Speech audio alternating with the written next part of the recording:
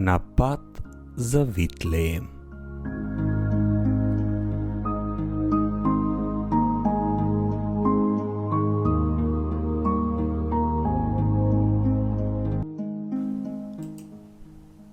Светото Евангелие за 27-та недела по Педесетница ни зборува за Христовото исцелување на една напатена жена, која била зграбавена и страдала 18 години. 18 години. Време траењето на оваа болест ја зголемува славата на чудото што го изврши Спасителот. Чудата опишани во Евангелијата, но и чудата кои се случуваат и денес, се знак на Божјата милост и љубов кон човекот. Можеме да забележиме дека Бог никогаш не гледа на човекот дали е грешник, праведник, богат или сиромав, човек во потреба. Бог можеме да забележиме дека брза да помогне и пред се да им помогне на оние на кои им е најпотребен. Фарисеите кои биле присутни на настанот молчеле, но старешината на синагогата изрази огорченост и обраќајќи му се на народот ќе каже: има 6 дена во кои треба да се работи, тогаш доаѓајте и лекувајте се, а не во саботен ден. Но не и во сабота.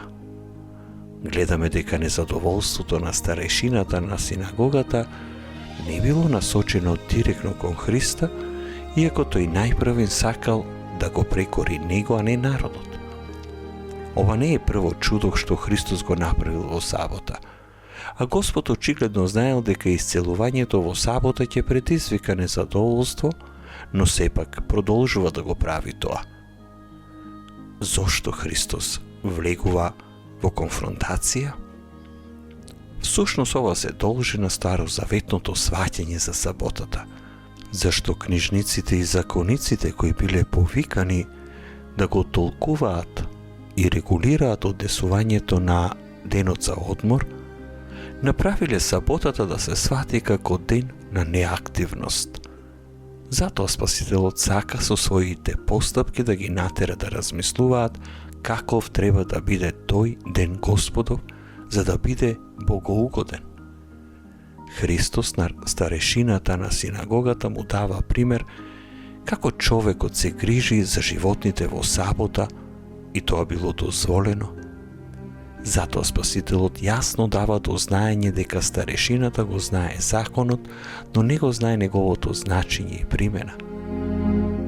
Ако е дозволено во сабота човек да се грижи за животните, па дури и е заповед, тогаш колку поголема треба да биде грижата за човекот, за Божјото создание, кој се круна на неговото создание.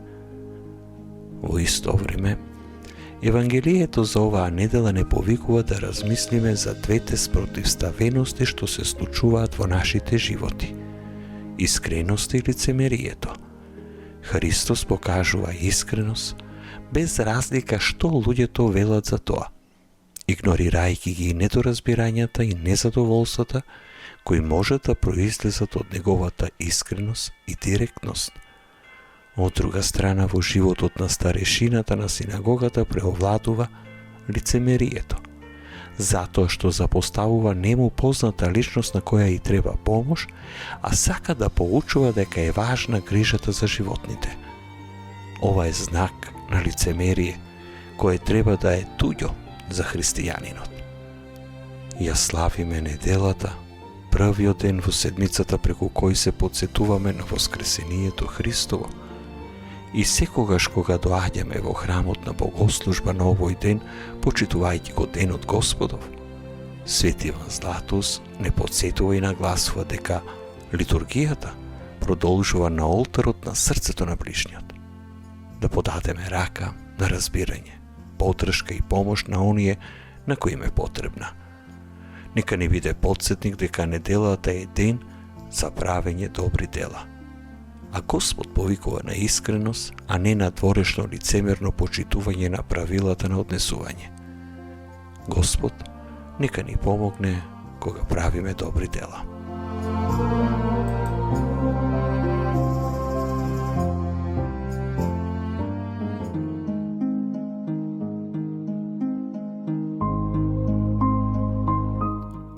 на пат за Витлеем.